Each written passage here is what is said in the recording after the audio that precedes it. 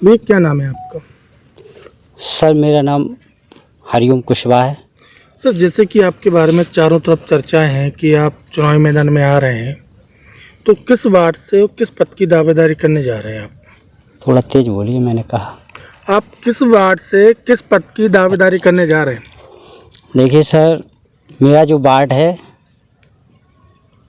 Bhojla ward है, 7 number जी। भोजला जिला पंचायत। जी। और पिछली बार भी मैं लड़ चुका हूँ चुनाव। उस बार भी मैं बहुजन समाज पार्टी से एक समर्थक या उसका सदस्य होने के नाते यहाँ पार्टी के लिए काम कर रहा हूँ। ऐसा क्या कारण है जिसके चलते आज आपको चुनावी मैदान में आना पड़ा? सर कारण देखा जाए तो कारण तो बहुत है, लेकिन राजनीति, हमारे देश में जो राजनीति बनाई गई है, इस कारण से मैं राजनीति में आया। राजनीति कुछ लोगों ने व्यापार का एक सौदा बना के रखा है। मैं समझता हूँ राजनीति एक व्यापारिक नहीं होनी चाहिए। ये जनमानस का मुद्दा है। एक कल्याण के लिए राजनीति बनाई गई है, लोगों के विकास के लिए राजनीति बनाई गई है। कुछ चंद मुट्ठी लोग आते हैं, पैसे की घमंड या चूर जो भी समझा जाए, और वोट लेकर के वो चले जाते हैं, घर में बैठ जाते हैं। हमको कुंडी खटखटाना पड़ता है, समय भी नहीं मिलता है। आप जिला पंचायत सदस्य की जिम्मेदारियों को किस प्रकार समझते हैं? देखिए सर, मैं इस क्षेत्र का एक प्रतिनिधित्व करने के नाते यही कह सकता हूँ कि सामान्य कार्यकर्ता होने के नाते सारे लोग मेरे हैं, मैं उनका हूँ।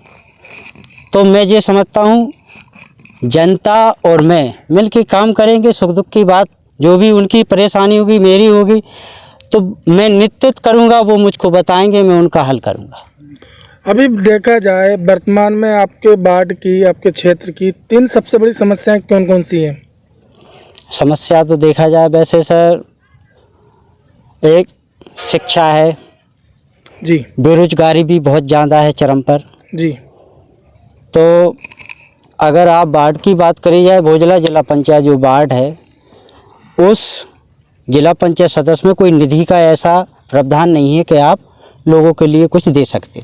हाँ, उनकी कही बात आप ऊपर तक भेज सकते हो सकता है शासन के द्वारा अपन काम करा सकते हैं। जैसे आपने कहा 3 समस्या, एक तो आपने बताया बेरोजगारी, तो बेरोजगारी को आप किस प्रकार से दूर करेंगे? देखिए सर, बेरोजगारी को मैं इतना बड़ा लीडर या वो तो नहीं हूँ, लेकिन जो हमारा ऊपर सिस्टम है, सिस्टम में जो दिया है बेरोजगारों को रोजगार देने का प्रावधान है जी। तो उसके माध्यम से मैं सरकार के माध्यम से लोगों को प्रयास करूँगा कि रोजगार मिले। मनरेगा एक बहुत बड़ी एक ग्रामीण क्षेत्र के लिए एक योजना रही, तो उसको भी कुछ लोगों ने झोले में रख के सही तरीके से व्यापार बने, गांव में विकास के लिए जो होता है उसमें कार्य वो धरातल पे नहीं उतार सकते अभी तक, मैं समझता हूँ। आप जिला योजना समिति में आप अपने क्षेत्र की बात को किस प्रकार से मजबूती के साथ रखेंगे? मजबूती के साथ मैं तो ये रखूँगा कि मेरे क्षेत्र के लोगों का विकास हो, लोगों की समस्या का समाधान हो और लोगों को रोजगार मिल सके, यही मैं चाहता हूँ। सड़कों, पुल, नालों और जल निकासी के सुधार के लिए क्या प्राथमिकता रहेंगी आपकी? देखिए सर, जो भी मैं पहले कह चुका हूँ, अब भी कह रहा हूँ, ये जिम्मेदारी वर्तमान लोगों की रहती है कि जो समस्या हमारे जैसे प्रधान है गांव का जी, तो प्रधान का दायित्व बनता है, मैं गांव का मुखिया हूँ, और गांव के मुखिया के नाते उनका दायित्व बनना चाहिए, कहाँ समस्या है तो उसका निदान करना चाहिए। अगर बात की जाए स्वास्थ्य सेवाओं की, तो अभी वर्तमान में किस प्रकार की स्वास्थ्य सेवाएं संचालित हो रही हैं आपके क्षेत्र में? नहीं, स्वास्थ्य सेवाएं तो ये है कि अपना जो क्षेत्र है वो मुख्यालय से जुड़ा हुआ है, तो बड़ी समस्या जो आती है तो हमको मुख्यालय तक जाना पड़ता है, झांसी तक जाना पड़ता है, तो वहाँ समाधान होता है, ऐसी बात नहीं। जैसे कि आप भोजला सीट से तैयारी कर रहे हैं, तो आपके भोजला वार्ड में कितने ग्राम पंचायत आती हैं? कैसा सर? पहले आपके जो वार्ड है, वार्ड नंबर 7 है आपका भोजला, इसमें कितनी ग्राम पंचायत आती हैं? मेरे वार्ड में भोजला जिला पंचायत में 22 ग्राम पंचायतें आती हैं।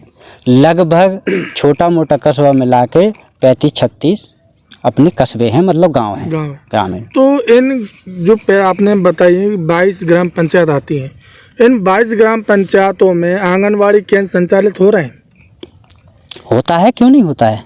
जो बच्चों को, महिलाओं को पुष्टाहार मिलना चाहिए वो बराबर मिल रहा है अभी? मेरे हिसाब से मिल रहा है, लेकिन उसकी जो डिस्ट्रीब्यूशन होना चाहिए सही तरीके से, जी। जैसे मान के चलो गांव में कंट्रोल की व्यवस्था है जी। तो उसका एक निर्धारित समय है कि चलो ठीक है मिल रहा है। तो यहाँ भी कुछ लोग करीबी होने के कारण या ना करीबी होने का छूट भी जाते हैं। मिल तो रहा है, मिलता भी है। अगर जैसे आपको आपके क्षेत्र की जनता आशीर्वाद देती है और आप जिला पंचायत सदस्य के पद पर आते हैं, तो सबसे पहली प्राथमिकता क्या रहेगी आपके विकास के लिए? मेरी प्राथमिकता यही रहेगी सर कि मैं उस पद का ग्रहण करने के पश्चात मैं यही सोचूंगा कि जो सरकारी योजनाएं हैं, क्योंकि मैं अपने धन या घर से आप वहाँ से तो इतनी दे नहीं सकता, लेकिन जो सरकार का प्रावधान है, सरकार की योजनाओं का प्रावधान है, उनको लोगों तक पहुँचाऊँगा, बताऊँगा और उनका वहाँ से दिलाने की कोशिश करूँगा। चैनल के माध्यम से क्या संदेश रहेगा सभी क्षेत्रवासियों के लिए?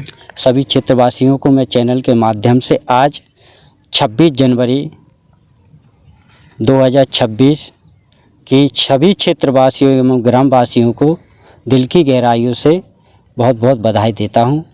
धन्यवाद। धन्यवाद।